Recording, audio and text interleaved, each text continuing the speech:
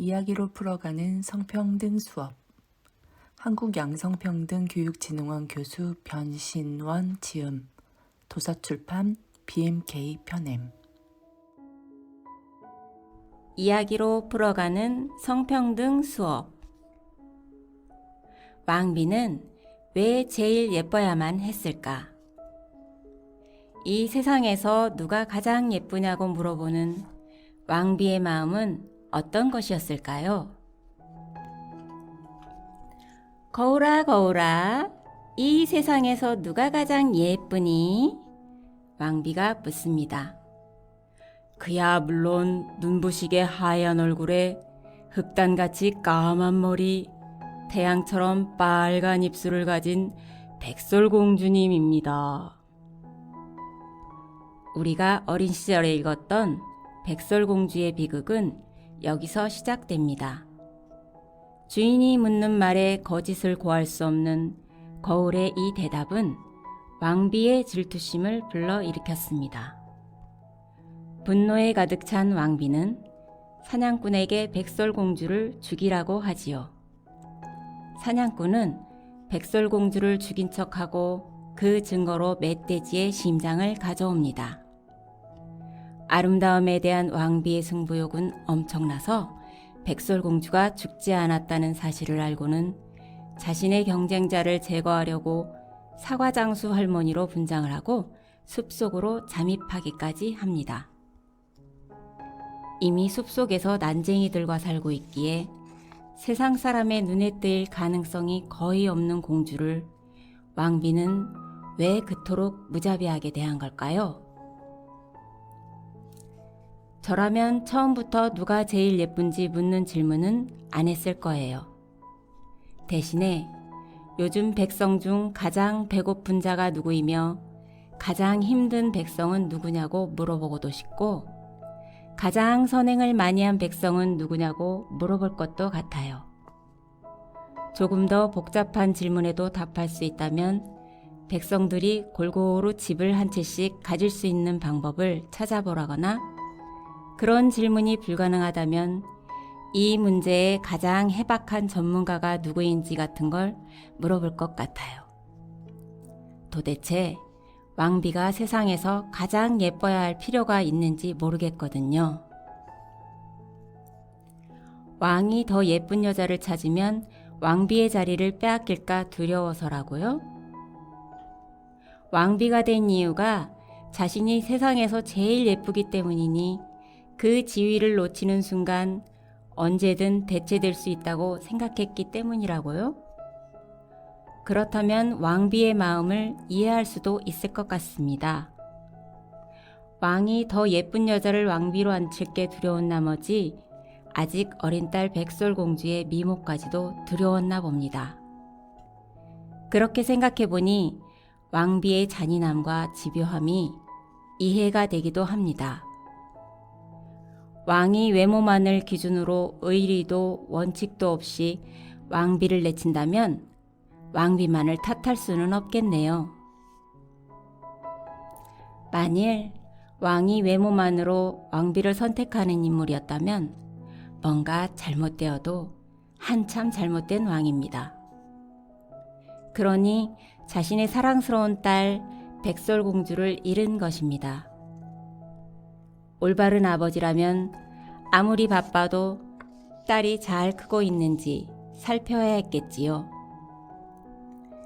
딸이 자신이 선택한 새 배우자에게 괴롭힘을 당하고 죽음의 위기에 몰렸을 뿐 아니라 집에서 쫓겨나 갖은 고생을 하는 동안에도 전혀 딸의 안위를 챙기지 않았으니 너무 이상한 아버지 아닌가요?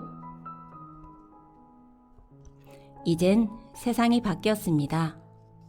얼굴이 못생겼다고 내쳐지는 왕비도 없을 뿐 아니라 집안일에 이토록 무심한 왕은 좋은 왕이 될 수 없는 시대가 된 것이지요. 그러니 이제 답해보세요. 당신에게 진실만을 말하는 마법의 거울이 주어진다면 어떤 질문을 하고 싶으세요? 이 세상에서 누가 가장 예쁘냐고 물어보는 왕비의 마음은 어떤 것이었을까요? 이야기로 풀어가는 성평등 수업. 한국양성평등교육진흥원 교수 변신원 지음. 도서출판 BMK 편엠. 이야기로 풀어가는 성평등 수업. 모두가 중심인 세상.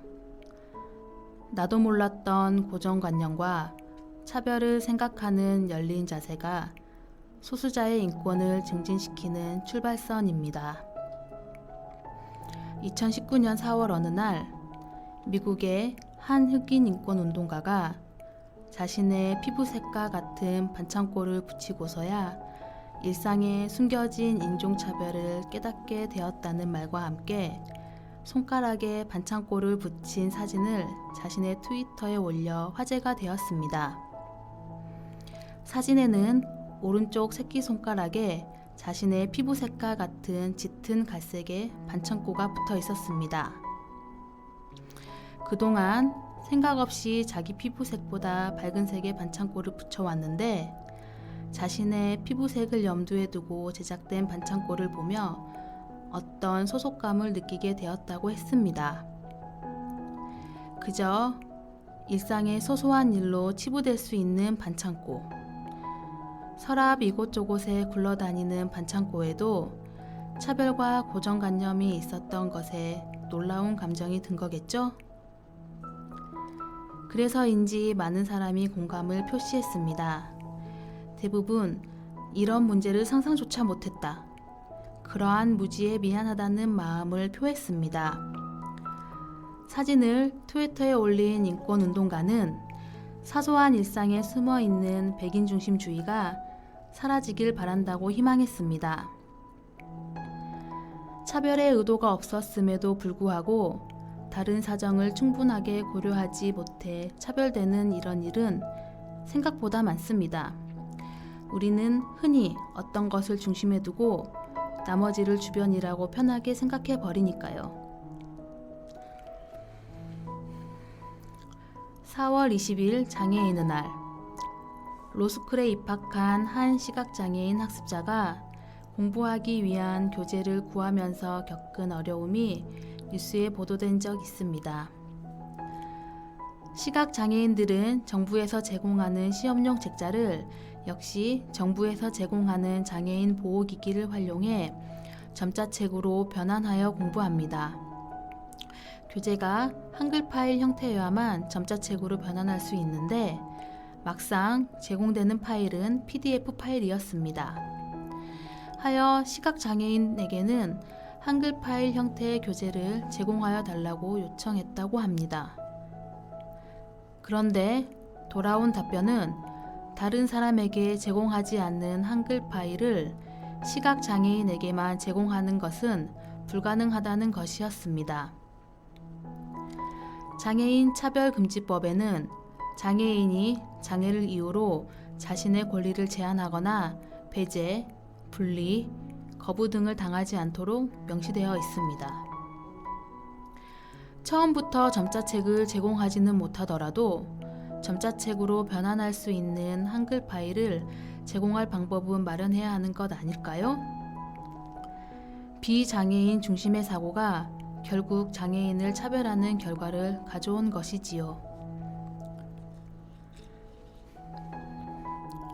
굴러라 구루님이라는 유튜버가 있습니다. 이 유튜버는 뇌성마비 장애를 가진 여자 고등학생입니다. 장애인이 겪는 일상적 차별을 담담하게 들려줌으로써 많은 팔로워를 이끌고 있는 이 유튜버가 안전대피 훈련에 대해 전한 이야기는 참으로 민망하고 미안한 마음이 들게 합니다. 굴러라 구루님은 안전대피 훈련 때 한 번도 대피한 적이 없었다고 해요.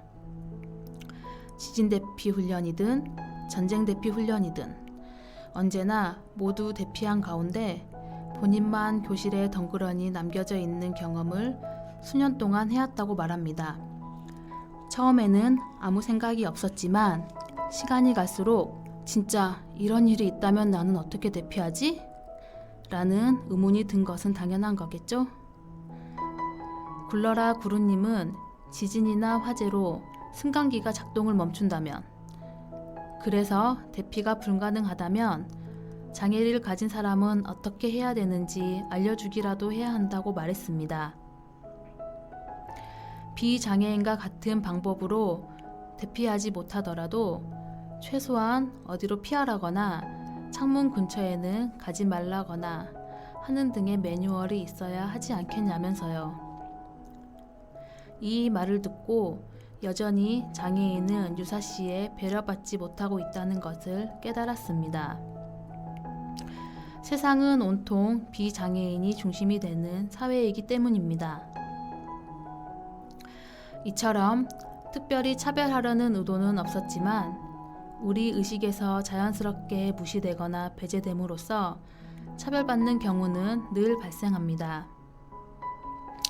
나도 모르게 가졌던 고정관념과 그로 인한 차별에 어떤 것이 있는지 생각하는 열린 자세야말로 소수자의 인권을 증진시키는 의미 있는 시작이 아닐까요? 이야기로 풀어가는 성평등 수업. 한국양성평등교육진흥원 교수 변신원 지음. 도서출판 BMK 편엠. 이야기로 풀어가는 성평등 수업. 쥐를 잡으러 가는 사람은 누구인가? 서로에게 주어진 부담을 이해하고 그 짐을 나누어 짊어지는 삶을 추구해요. 젠더라는 말을 들어보셨나요? 휴대전화 충전기 말고 사회적으로 구성된 성을 말하는 젠더요. 여성은 임신과 출산을 할 가능성이 높죠. 그러나 그것이 모성, 돌봄, 배려와 공감의 능력을 본능적으로 타고났다는 것을 의미하는 건 아닙니다. 그러나 사회에서는 여성이 돌봄과 가사의 역할을 하도록 함과 동시에 그에 적합한 품성을 가졌다고 생각합니다. 부드럽고 온화하고 인내심 많으며 자신보다 아이를 먼저 위하는 모성이 천부적인 것이라고 말하면서요. 반면 남성은 사회적 생산을 위해 도구적 인간으로 성장할 것을 요구받게 되지요. 경쟁적이며 목표 지향적이고 이성적인 것이어야말로 남성의 것이라고 생각합니다. 바로 이러한 통념들이 젠더를 형성합니다. 그러나 성 역할이 개인의 특성과 일치하지 않는 경우는 너무나 많습니다. 예를 들어 수줍어하는 이나 공격적이라는 특질은 각각 여성적 특질과 남성적 특질로 여겨집니다. 그렇지만 주변에서 수줍어하는 남성이나 공격적인 여성을 얼마든지 볼 수 있습니다. 그런데 공격적인 여성이나 수줍음이 많은 남성은 다른 사람에게 지적을 받으며 행동을 바꿔보지 않겠냐는 말을 듣게 됩니다. 이런 일이 반복되면 여성은 수줍은 척하고 남성은 공격적인 척하는 역할을 수행하게 되겠지요. 개성을 가진 개인이 자신의 고유 특성보다 고정관념의 틀에서 행동하게 되는 것입니다. 재미있는 예를 들어볼까요? 교실에 쥐가 한 마리 들어옵니다. 남학생 반이나 여학생 반이나 어떤 학생은 쥐를 잡으러 빗자루를 들고 뛰어가고 어떤 학생은 소리를 지르며 책상 위로 올라갑니다. 그런데 만일 남녀 합반이면 어떤 일이 일어나는지 아세요? 남학생은 빗자루를 들고 뛰어가고 여학생은 책상 위로 올라간다고 합니다. 그런데 요즘처럼 경쟁적인 사회에서는 남성성으로 규정된 특질이 사회적 지위와 권한, 경제적 능력, 담론의 주도권을 잡는 데 더 유리한 위치를 점합니다. 이런 방식으로 남성성과 여성성은 하나의 구조가 되며 성차별을 강화하게 되는 것입니다. 그럼 우리나라는 언제부터 이러한 성별 이분법이 강화되었으며 그 이유는 무엇일까요? 일반적으로 한국 사회의 성차별은 차별이라기보다 전통의 모습으로 오랫동안 이어져 내려왔다고 생각합니다. 그러나 사실 그리 오랜 전통이 아니에요. 조선 후기에 사회질서 혼란, 즉 임진왜란과 병자호란 등의 양난, 그리고 북학파라는 새로운 집단의 등장으로 기득권이 흔들리게 되자 사회를 유지하기 위한 한 방편으로 가부장적 지배질서를 강화한 게 그 시작이었습니다. 귀족계급이 자신의 기득권을 놓지 않은 채 사회 질서를 유지하고자 유교를 이용한 것이지요. 남성 중심의 가부장적 질서가 강해지자 필연적으로 여성의 사회적 지위는 점점 약해질 수밖에 없었습니다. 이처럼 남성과 여성의 성 역할은 매우 자연스러운 것처럼 생각되지만 사실은 필요에 의해 구성되는 사회와 가정의 결과물입니다. 근대화 시기에는 남성을 이상적 노동자로 모델화하기 위해 여성이 육아와 가사노동을 전담하도록 현모양처 이데올로기를 강화함으로써 성 역할 구분이 더 뚜렷해졌습니다.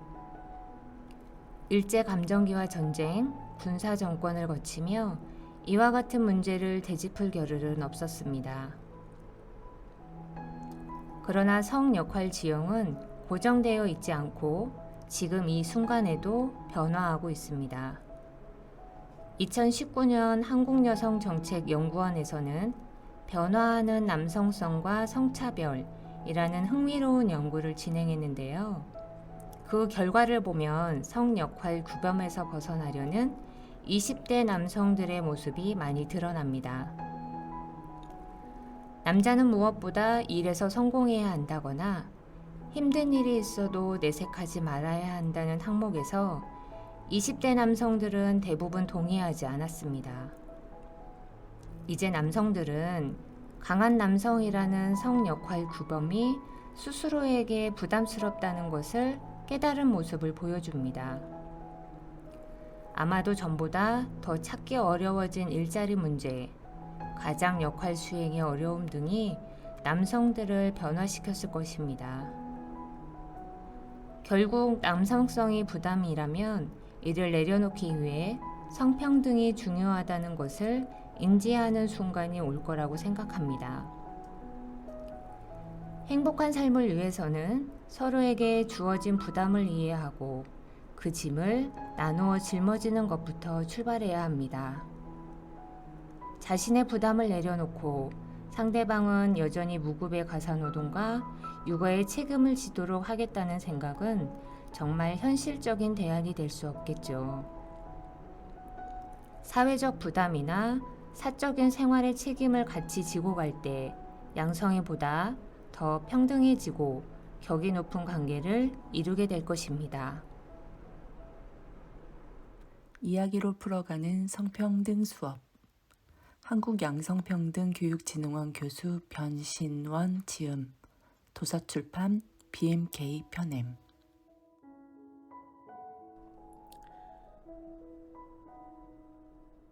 이야기로 풀어가는 성평등 수업. 여자의 근육. 나의 몸이나 나의 말과 생각 모두 당신의 그 어떤 대상도 되지 않을 것. 하늘하늘 여리여리 청순가련. 단어를 듣고 무엇을 떠올리셨나요? 이런 말들이 남성과 잘 어울린다고 생각하는 사람은 별로 없겠죠. 마른 체형에 상냥한 매력을 가진 남성도 꽤 많은데 우리는 그런 것은 여성적이라고 생각합니다. 매력적인 여성이 되려면 가늘고 길고 하얀 외형을 지닌 그런 가운데 새침한 품성을 조금씩 드러내는 것이 좋다고 생각할지도 모릅니다. 최근에 몸 만들기 열풍을 보면 남자는 근육, 여자는 날씬이라는 성별화된 구조가 그대로 유지되고 있는 걸 알 수 있습니다. 이런 흔한 고정관념은 우리 일상에 다양하게 스며들어 부작용을 낳습니다. 과도한 다이어트로 건강을 해치거나 지나친 외모 집착으로 우울증을 호소하기도 하죠. 그렇게 사회에서 요구하는 몸을 만들고 나면 거식증에 걸린 것 같다, 김치녀는 어쩔 수 없다 라는 혐오의 벽에 또 부딪히는 아이러니. 그러니 탈 코르셋을 주장하지 않을 수가 있겠습니까? 흉부를 압박하는 코르셋을 벗어던지듯 남의 시선을 의식해 억지로 여성스럽게 꾸미는 압박에서 벗어나자는 탈 코르셋. 나의 가슴이 너의 성적 욕망의 대상이 아니듯 나의 몸이나 나의 말과 생각이 모두 당신의 그 어떤 대상도 되지 않을 것이라는 선언이 바로 탈 코르셋 선언이라고 할 수 있습니다. 탈 코르셋이라는 말은 여성에게 수많은 자유, 수많은 연대를 가져올 수 있는 말입니다. 단지 립스틱을 쓰레기통에 넣는 것, 콤팩트를 부수고 하이힐을 내버리는 행위에 멈추지 않습니다. 여성을 외모로 규정하는, 그럼으로써 그들을 대상으로 가두어 두려는 그 모든 사슬을 버리는 실천적 행위입니다. 젠더화된 사회의 편견을 버림으로써 새롭게 태어나는 존재가 되는 것이죠. 그러므로 탈 코르셋의 궁극적 목적은 자존적인 패션의 선택을 통해 스스로 주체가 되는 것이라 정의해야 합니다. 대상화되는 존재로 구성된 여성의 코르셋을 벗고 새로운 시선으로 세상을 보는 것입니다. 아, 누가 이런 멋진 생각을 해낸 걸까요? 내가 아는 한 발랄한 젊은이는 지나치게 코르셋화 되었다 싶을 정도로 풀 메이크업, 짧은 원피스로 눈에 띄었습니다. 그런데 그 걸음걸이만큼은 저벅저벅이라 무의식적으로 한마디 했습니다. 걸음걸이 너무 터프하지 않아요?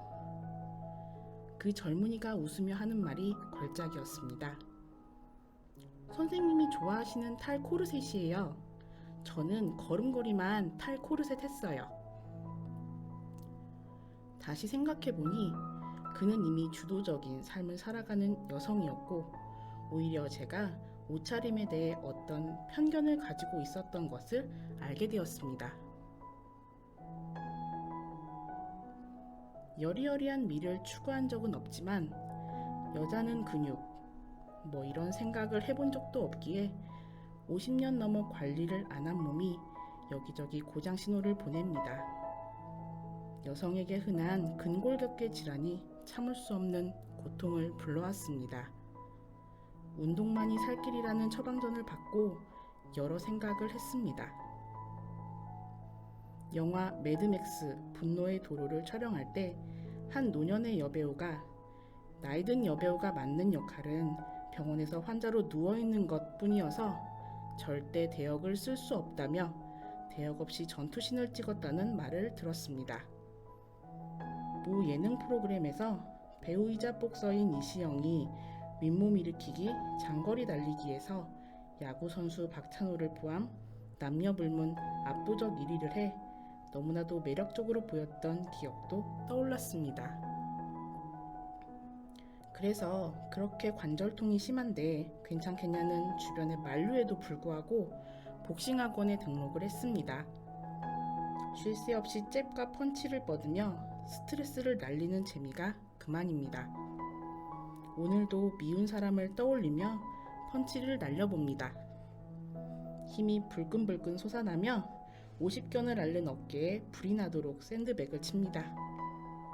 남자는 근육이라고요? 당연히 여자도 근육입니다.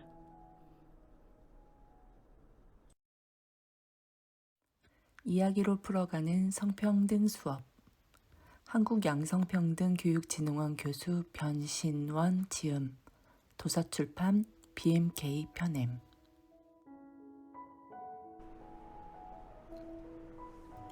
이야기로 풀어가는 성평등 수업. 젠더박스 탈출하기.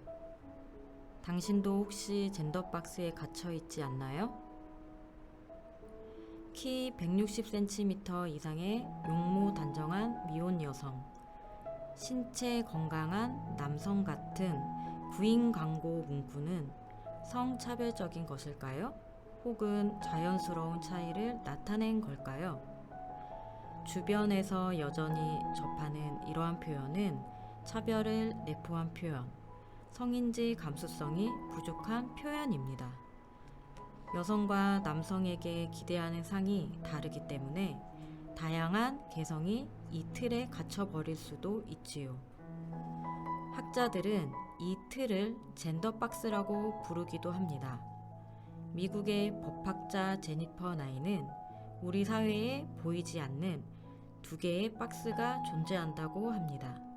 그 박스는 여성성과 남성성이라는 박스로 거기서 조금이라도 벗어나거나 두 개의 젠더 박스에 동시에 들어가 있으면 문제로 받아들인다는 것입니다. 그럼 다음 중 젠더 박스와 관계없는 말은 어떤 걸까요? 1번. 여자분들이 많아서 꽃밭처럼 화나네요. 2번. 초콜릿 복근이시네요. 3번. 힘든 일은 남자에게 맡겨. 4번. 결혼하면 아이는 몇 명이나 낳을 거예요? 5번. 모두 다 관계 있다. 정답은 5번 모두 다 관계 있다입니다. 앞의 말들은 모두 차별적으로 보이지 않는 차별적인 말입니다. 외모 평가는 누군가를 기분 나쁘게 하죠. 힘든 일은 남자에게 맡기라는 말은 남자에게도 여자에게도 적절하지 않습니다. 결국 모두 일정한 성 고정관념이 있어 행동과 의식을 제한하는 말들입니다. 물론 성뿐만 아니라 나이, 인종, 장애, 학력, 직업, 혼인 여부 등을 기준으로 차별하거나 통념적인 발언도 하지 않도록 주의해야 합니다. 나이 순으로 하죠. 같은 말은 연장자로서 젊은이들에게 흔히 저지르는 잘못입니다. 어느 지역에서 왔어요? 이런 질문은 지역 차별을 조장할 수 있고요. 어떤 집단에게도 특정한 고정관념과 차별을 두어서는 안 되는 것입니다. 이런 맥락에서 우리에게는 성인지 감수성이 필요합니다. 막연하게 동의하는 데 그치지 않고 정말 성인지 감수성을 기르고 싶은 이들을 위해 그 방법을 알려드릴게요. 첫째, 스스로가 성고정관념을 가지고 있지는 않은지, 만일 그렇다면 어떻게 생각과 행동을 바꾸어 갈지 끊임없이 성찰해야 합니다. 그동안 봐왔던 방식을 의심하며 과연 누구의 관점에서 일상과 사건을 봐왔는지 생각해 보는 것이지요. 자신에게 성고정관념이 있다고 인정하는 것이야말로 성인지 감수성을 함양하기 위한 출발점이며 사물과 사건을 올바르게 파악하는 시발점입니다. 둘째, 스스로 성찰만 한다고 성인지 감수성이 무조건 향상되는 것은 아니니 성평등 관련 책이나 기사를 읽고 관련 지식과 경험을 쌓도록 노력해야 해요. 그것만으로 부족하다고 느껴진다면 전문적인 기관을 통해 교육을 받는 것도 좋은 방법이 될 수 있습니다. 셋째, 앞선 노력으로 어느 정도 성인지 감수성이 갖춰지면 일상생활을 하거나 대중매체 등을 볼 때 이를 적용해 보도록 합니다. 이전까지 몰랐던 성차별적 고정관념의 증거를 많이 발견할 수 있을 거예요. 넷째, 다른 사람이 성고정관념에 근거하여 판단하고 말할 때 그것이 나의 생각과 어떻게 다른지 이야기하고 본인이 함양한 성인지 감수성을 전파할 수 있도록 노력해야 합니다. 어떤가요? 성인지 감수성을 통해 우리 함께 젠더박스에서 탈출해보지 않으실래요? 이야기로 풀어가는 성평등 수업. 한국양성평등교육진흥원 교수 변신원 지음. 도서출판 BMK 편엠. 이야기로 풀어가는 성평등 수업. 침묵은 동의가 아니다. 적극적으로 의식 자각 상태에서 자발적으로 동의해야 진짜 동의한 것입니다. 사람들은 가끔 할 필요도 없고 하고 싶지도 않은 일을 합니다. 거절이 어렵기 때문이지요. 까마득한 어르신, 나를 평가하는 상관, 가까운 친구, 심지어는 싫어하는 사람의 부탁조차 거절하기 어려워하는 사람이 얼마나 많은지요. 어떤 순간에 본인이 원하지 않는 일이 발생하더라도 정확히 거절 의사를 밝히는 것은 쉽지 않습니다. 그러나 상대방이 거절 표현을 하지 않았다는 이유로 원하지 않는 행위를 요구한 사람이 정당하다고 할 수는 없습니다. 더구나 권력의 우위 관계에 있거나 인간애로 포장된 애매한 관계 지형에 놓여 있다면 아니다, 싫다라고 말하기는 더욱 어려운 법이니까요. 재계약을 원하는 계약직 직원의 마음을 생각해 볼까요? 자신의 재계약에 영향력을 가진 사람이 오늘 함께 야근할 수 있느냐고 묻는다면 아마도 그 사람은 야근을 할 것입니다. 약속이 있거나 몸이 불편하기라도 하면 죽을 마실 게 분명하지만 어쩌면 희미한 웃음을 날리면서 거절의 의사를 최대한 희석시키려 할지도 모르지요. 그런 점에서 침묵이 동의가 아닌 것은 확실합니다. 그런데 피해자가 거절 의사를 밝힘 혹은 그것을 넘어서 적극적인 저항을 했는지가 매우 중요한 판단의 기준이 되는 범죄가 있습니다. 바로 강간, 강제추행, 성희롱 등의 성범죄입니다. 그때 당신이 거절하지 않았으니 동의한 것 아니냐? 당신이 목숨을 걸고 저항하지 않았으니 당신도 즐긴 것이 아닌가? 이런 한가로운 질문을 범죄의 고통에서 헤어나오지 못하는 피해자에게 하는 것입니다. 그뿐 아닙니다. 잘못된 인식의 습관은 가해자에게도 나타납니다. 같이 밤늦게까지 술을 마시자고 한 것은 이미 동의 아닌가요? 그 여자가 밤에 혼자 있는 집에 들어가 차를 마시자고 했다니까요. 많은 성범죄자들이 이렇게 말합니다. 물론 사랑을 위해 밤에 술을 마신 사람도 있을 것이고 사랑하는 마음으로 빈 집으로 초대한 사람도 없지는 않을 겁니다.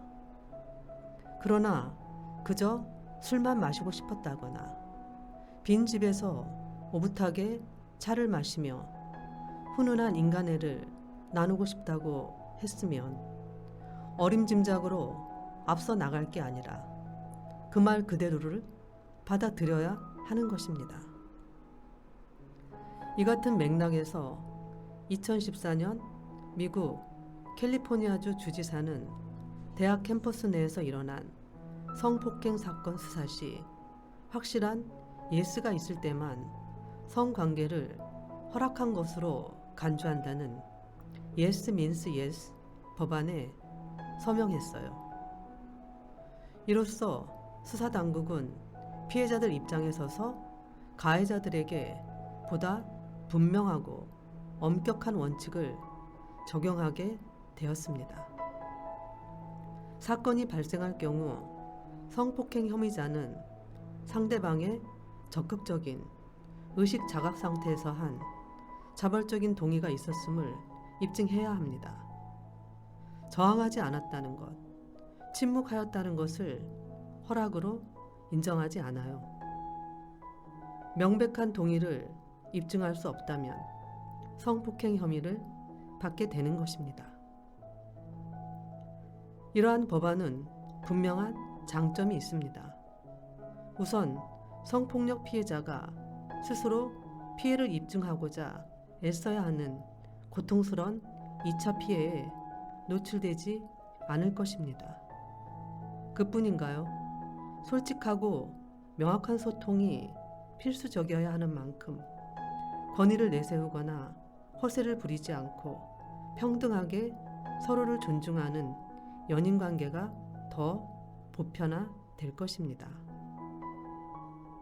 그렇게 된다면 마음과 마음이 조응하는 인간관계의 웅대한 기쁨을 맛보는 사람이 더 많아지지 않을까요? 이야기로 풀어가는 성평등 수업. 한국양성평등교육진흥원 교수 변신원 지음. 도서출판 BMK 편엠. 이야기로 풀어가는 성평등 수업. 도시는 누구의 것인가? 누군가의 도시가 아니라 모두의 도시가 필요한 때. 2019년은 여성가족부가 실시하는 여성친화도시 사업 10주년이 되는 해입니다. 여성가족부에 따르면 여성친화도시란 지역 정책과 발전 과정에 여성과 남성이 평등하게 참여하고 여성의 역량 강화, 돌봄 안전이 구현되도록 운영하는 기초 지자체를 말합니다. 좀 더 풀어보자면 교통, 교육, 의료, 삼터, 일터 등 모든 분야에서 여성들의 생활 패턴을 고려한 정책을 수립하고 여성, 아동, 가족 친화적인 도시 설계를 통해 효율성과 감성을 만족시켜주는 시군구라고 할까요? 2009년 한 지자체는 처음으로 여성친화 도시 조성 협약을 맺었습니다. 당시 지역 발전을 위해 95개의 기업을 유치했지만 대부분이 기업 직원들이 주중에만 머물 뿐 주말에는 가족들이 있는 서울로 가버리는 바람에 기대했던 지역 경제 활성화가 이루어지지 않았다고 해요. 이 지자체는 기업 유치가 절반의 성공에 머물렀음을 지적하며 지역 발전을 위해 여성 친화적 접근이 중요하다고 보고 협약을 맺은 겁니다. 그렇게 시작된 여성 친화 도시는 2018년 말을 기준으로 전국 87개소에 달하게 됐습니다. 그런데 여성을 위한 도시나 정책이라고 하면 많은 사람들이 그런 게 왜 필요한지, 어떻게 해야 하는지, 우리나라가 새삼스럽게 그런 일을 해야 할 만큼 여성의 지위가 열악한 건지 묻습니다. 한국 사회는 이미 역차별 사회에 들어섰다고 생각하며 반발하는 경우도 많고요. 여성 친화 도시 정책에 반대하는 심리 바탕에는 과거에 사용하던 바깥 양반, 안주인이라는 말에서도 나타나듯이 집이 아닌 거리, 즉 도시의 사용자는 남성이라는 생각이 깔려 있는 게 아닐까요? 여성 친화 도시란 거창한 게 아닙니다. 여성도 도시의 사용자임을 고려해 그들의 생활 방식을 도시 설계부터 반영하자는 것일 뿐이죠. 유아차를 끌고 다니기 쉽게 보도턱을 낮추고 차를 타고 멀리 가지 않아도 자연을 즐길 수 있도록 집 근처에 아기자기한 공원을 만들고 유아, 아동과 가족이 함께 참여할 수 있는 열린 문화 행사를 개최하는 것이 여성 친화 도시의 면면입니다. 여성을 배려한다고 해서 남성이 불편해지는 문제가 전혀 아닙니다. 여성을 배려한 도시 공간은 우수한 여성 인적 자원을 폭넓게 활용하는 바탕이 될 수도 있습니다. 남원시 산내면의 살레골 여성 친화 마을은 귀농, 귀촌 여성들을 중심으로 수공예 및 재활용품을 나눔 판매하는 사업을 펼쳐 각광을 받았습니다. 여성이 지역의 정책을 수립하고 집행하는 데 참여하며 안정적인 일자리를 얻도록 하는 것도 중요합니다. 자녀 돌봄 서비스를 다각화하는 것도 살기 좋은 지역사회를 만드는 데 중요한 역할을 하겠지요. 예를 들어 급하게 아이를 맡겨야 할 일이 생겼을 때 시에서 운영하는 시설에 맡길 수 있다면 정말 안심이 되겠지요. 엄마뿐만 아니라 아빠도요. 그렇습니다. 도시에 기업을 유치하고 공공기관을 유치하는 것만으로는 지역의 삶을 풍요롭게 하는데 한계가 있습니다. 여성과 아동, 장애인이 안전하고 편안하게 살 수 있는 사회를 만드는 것이 지역의 삶을 풍요롭고 안전하게 하는 일이라는 철학이 바로 여성 친화 도시의 중요한 가치입니다. 이야기로 풀어가는 성평등 수업. 한국양성평등교육진흥원 교수 변신원 지음. 도서출판 BMK 편엠.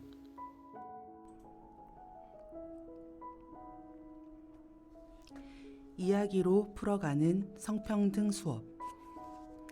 가족의 진화. 정상가족이란 없습니다. 가족이라고 말하면 함께 붙는 형용사가 있습니다. 화목한, 행복한, 단란한, 즐거운 같은 말이지요. 단란한 가족이라 하면 어떤 모습이 떠오르나요? 저의 경우는 식탁을 가운데 두고 둥그랗게 둘러앉아 하루 동안 있었던 일을 서로 나누는 장면이 떠오릅니다. 안타까운 일에 탄식하고 속상한 일에 격려하며 좋은 일이 있으면 진심으로 축하해주는 모습이지요. 이런 장면이 현실에서는 얼마나 있을까요? 저출생으로 인하여 가족 수가 줄었고 성인 자녀가 독립해 거주하는 경우도 많아졌습니다. 부양이 필요한 노인층 독거 세대도 흔합니다. 젊은 층에서도 다양한 이유로 혼자 사는 1인 가구가 늘었고요. 게다가 다양한 동거 형태로 혈연이 아닌 사람들이 모여 가족 구성원이 된 세대도 나날이 증가하고 있습니다. 가족 형태의 변화에 따라 식탁을 빙 둘러앉은 대가족의 모습을 보기는 어려워졌습니다. 심지어 한 가족이 밥을 먹는 시간도 다 다르지요. 헬리콥터 엄마, 기러기 아빠는 단란한 가족이기보다 기업 같은 기능을 하는 가족을 보여줍니다. 가족은 화목해야 한다고 말하지만 사실은 아이들을 명문대에 입학시키기 위한 소규모 전략 집단으로 기능하고 있으니까요. 이러한 모순과 아이러니 속에 가족 갈등과 개인의 고독은 깊어지는 것입니다. 이와 같은 가족의 모순 이면에는 뿌리 깊은 정상가족 이데올로기가 자리 잡고 있습니다. 적당한 사회적 지위가 있는 아버지와 현명하게 가정을 경영하는 어머니, 부모님의 명령을 잘 따르고 모범적인 학교 생활을 하는 한두 명의 아이들로 이루어진 이상적인 가족의 모습이 우리 머리에 새겨져 있는 것이지요. 엄청나게 큰 꿈도 아니고 그저 이렇게 소소하고 화목한 가정을 꿈꾸는데 우리 가족은 그조차 못한다고 생각합니다. 부모님이 이혼을 했다거나 공부를 못하는 동생이 있다거나 불량하게 행동하는 누나, 돈을 못 벌어오는 아빠, 자애롭지 않은 엄마가 있어 내 불행의 원인이 된다고 여깁니다. 소위 말하는 루저, 흙수저를 자처하며 열패감을 느끼는 것입니다. 실제로 정상가족의 이상과 같은 모습으로 행복한 가정을 이루는 사람은 많지 않을 겁니다. 세상에 오로지 헌신을 바탕으로 한 자애로운 엄마나 부모의 권위에 무조건 따르는 아이들과 같은 평면적인 사람은 없습니다. 금수저가 아닌 한 풍요로운 경제생활을 보장할 수 있는 아버지도 물론 어렵지요. 그렇지 않아도 이들은 모두 최선을 다하고 있어요. 성 역할의 틀, 부모 역할의 틀, 아이들 역할의 틀이 성실한 인간의 모습을 뒤틀어 놓는 것입니다. 많은 사람이 지향하지만 그 때문에 우리 가족이 남루해 보이기만 한다면, 그리고 우리가 이상으로 품은 가족이 현실에 존재하기 힘든 것이라면 정상 가정이라는 이미지는 허상에 불과한 것이 아닐까요? 있는 그대로가 아니라 특정한 정상성을 목표로 하고 있는 가족의 이미지는 가족 구성원 각자에게 짐이 되기만 할 뿐입니다. 세상은 짜인 각본대로 이루어지는 것이 아니니까요. 마치 프로젝트를 수행하는 것처럼 중산층의 이미지를 구축하기 위해 온 가족이 매진하는 모습은 결코 건강할 수 없습니다. 그 모습은 이미 평범하지도 않고요. 가족의 모습은 다양해졌습니다. 누군가는 장애를 가졌을 수 있고 누군가는 좌절해 있을 수도 있지만 모두 다 자연스러운 모습입니다. 지금 모여있는 구성원 자체에 대한 믿음과 존중, 존경이 필요한 것입니다. 서로는 평가의 대상이 아니며 협조하는 관계입니다. 이렇게 느슨한 형태의 가족의 모습으로 무엇을 이루겠느냐고요? 가족은 이미 느슨한 구조이고 또 그래야만 합니다. 누군가 위에서 명령하고 관리하며 누군가는 그 지시를 따르는 가부장적 가족은 점차 붕괴될 것입니다. 아직도 근절되지 않고 흔히 일어나는 가족폭력 사건이 대부분 가부장적 가정에서 일어나고 있다는 것이 그 증거입니다. 사회는 결국 특권적 권위를 인정하지 않는 모습으로 진화할 거예요. 그가 누구이건 그의 지위나 주어진 역할 때문에 권위를 인정받기보다는 인간으로서 신뢰받고 스스로 자신의 일에 자긍심을 가지고 최선을 다할 때 존중받을 것입니다. 가족은 그런 사람을 기르는 인간적 집단으로 성장해 나갈 것이며 폭력적인 가족은 궁극적으로 도태될 것입니다.